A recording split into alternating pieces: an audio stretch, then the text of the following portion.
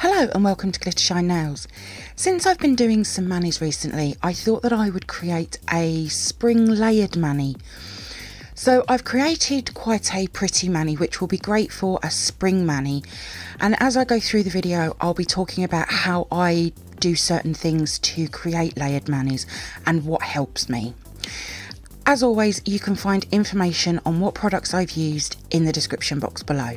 Before we get started, please subscribe to my channel and please make sure you have the bell notification on, and please also like this video. These things really do help out my channel. Thank you.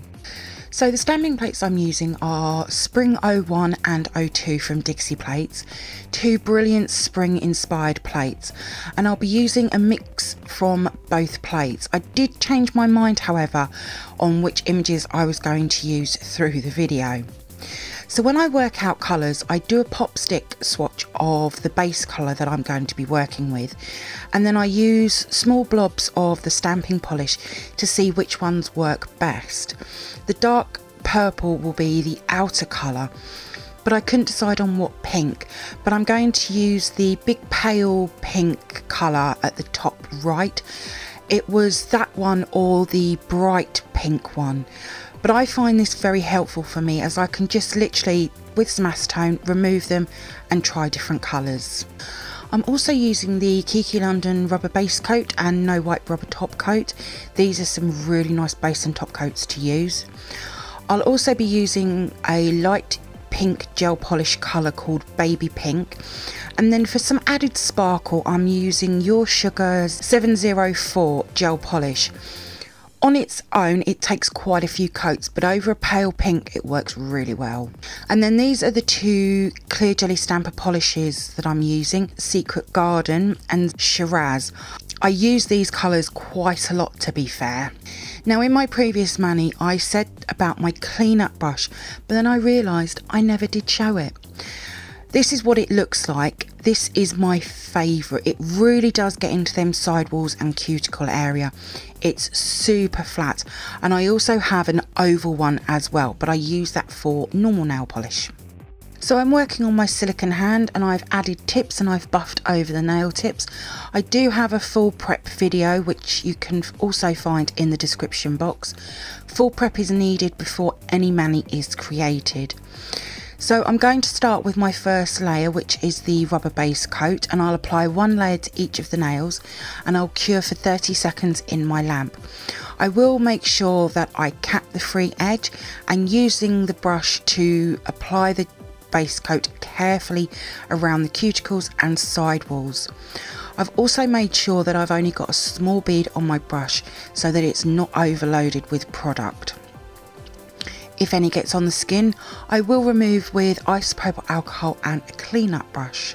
So now that the base coat is cured, I'll apply my first layer of Baby Pink. So I'm going to show another way of applying gel polish. I used to do this when I first started out using gel polish. First I'll add the gel polish to the tip of the nail, capping the free edge. Once I've got about halfway up the nail, I'll then come in with my cuticle bead of gel polish, rocking that brush up into the area, being careful not to flood the area, and using the brush to cover the nail. You'll notice the brush is in the middle of the nail and the bristles are fanned out really nicely. Once I'm happy, I will check the nail to see if I can make it look any cleaner, and by that I mean I'll get my water marbling tool. You could use a dotting tool or a small brush, and I'll add a small bead of the gel polish to my silicone mat, and I'm going to add extra gel polish around them sidewalls and cuticle area that I've either missed or need tidying up. By doing this, it means you're not taking a huge brush full of product right up into them areas which are super easy to flood. By making the first layer the best you can, the second layer, as I've said before, will go on much easier. I don't tend to use this way much anymore. I do occasionally. So for the middle finger, I'll show you again, but this time using my normal way of applying gel polish.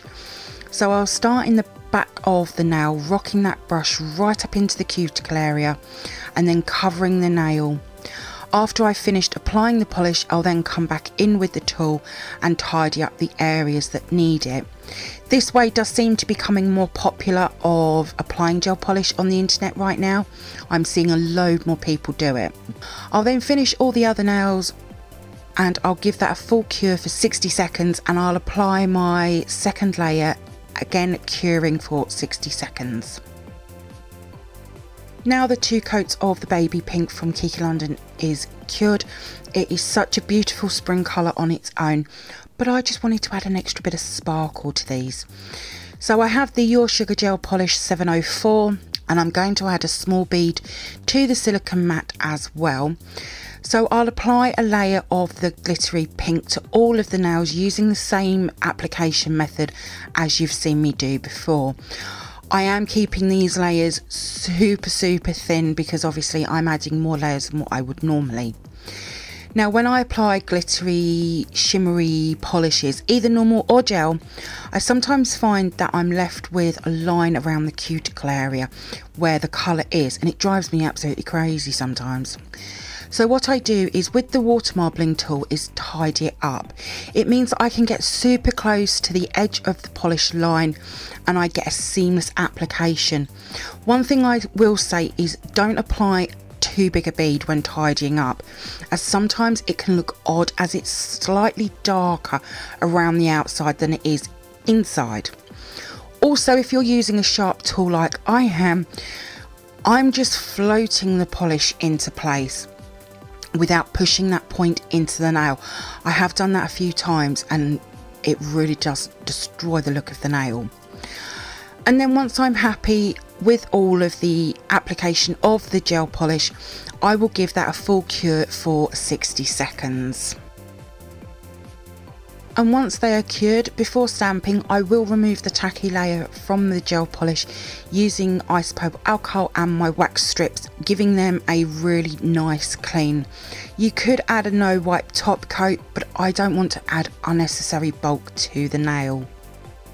Now we are ready to stamp, and I'm using my usual stamper and scraper. I'm going to start with Dixie Plate's Spring 02 first, and I also have the polishes as well. So I'll just quickly explain how I work with layering manis. I'll start with the first polish and I'll complete all of that stamping with that colour before moving on to the next. This just means I'm not cleaning my scraper all the time, adding on extra time to the mani. Now I don't however do this when I'm swatching a plate, and this is why stamping plates do take me a lot longer to do. So I'll start with the middle finger first, and I'll add the first layer of the pale pink as the butterfly, and I'll lay the polish down. I'll scrape, roll to pick the image up, and I'll remove any excess very quickly that I don't want, and then I'll stamp down. Then for the pinky, I'm laying the first layer of the flower down using the same method again. Now I like to remove any wispy bits that have stamped down just by using my brush and some acetone to remove them, as sometimes they can come back onto the stamping. Now at this point I was wondering if these colours were right or not, so what I decided to do was very quickly off camera was to complete the thumb, and I found that they actually did work really well. Normally I've already done the thumb before I start, but this mani was slightly different. So before I finish with Spring 02, I'll then add the dark purple. Now with layering, I found that it doesn't have to be perfectly lined up, because once I've added the layer of the butterfly, I didn't line it up great, and I can see me redoing the middle finger again. That's the great thing about gel polish, not so much for normal polish, I will say. Now if you do get any bits outside of the image, you could come in with a small cleanup brush and just remove anything you don't like.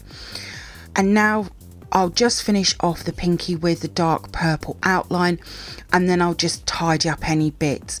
But this flower is just so pretty and looks beautiful over the glittery pink. So off camera, I didn't like how the pinky had so much empty space, so I actually added another flower at the top of the nail, which I'm now much more happier with. So moving on to Spring '01, and I wasn't really sure what flower I actually wanted to work with. I really kept changing my mind, so I thought I would try one and see what it looks like. And this is going to be the flower that I use over the ring finger and the index finger. Layering doesn't have to be complicated. If you're just starting to use layering designs, start with simple 2-layer ones like these flowers and grow your confidence from there. I've been layering stamping for about 13 months now, and believe me, I still get some very strange looking designs. It's all about practice and having really good tools as well. Purchase a good brand for your stamper and good stamping polishes. Personally, I like the Clear Jelly Stamper brand for stampers and polishes when it comes to layering, but I have also worked with Born Pretty polishes and stampers. Find what works well for you and your layering will just grow from there. Now, I didn't like how the middle finger looked at all. I stamped the flower and the butterfly really too close together, so I removed it and re-stamped it again, and I think it looks much better now. So as you can see, even though I've been layering for some time, I still get it wrong. So 3 very simple layering designs makes one very pretty spring mani. So now I'll add a layer of the Kiki London No Wipe rubber top coat to all of the nails. If I was doing this on a real person, I would do 2 very thin coats just to make sure I'm covering and protecting all of that stamping and the gorgeous colour as well. These 2 Dixie plates, spring stamping plates, work really well together.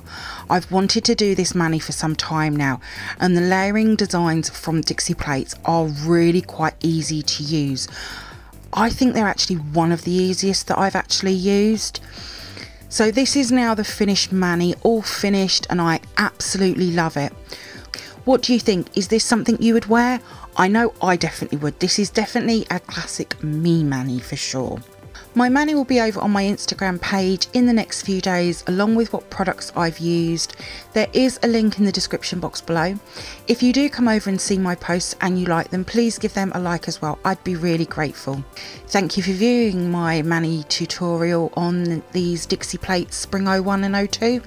I hope that you've enjoyed it. If you did, then please give me a thumbs up. I would really appreciate it. Comment below. I love to hear from you.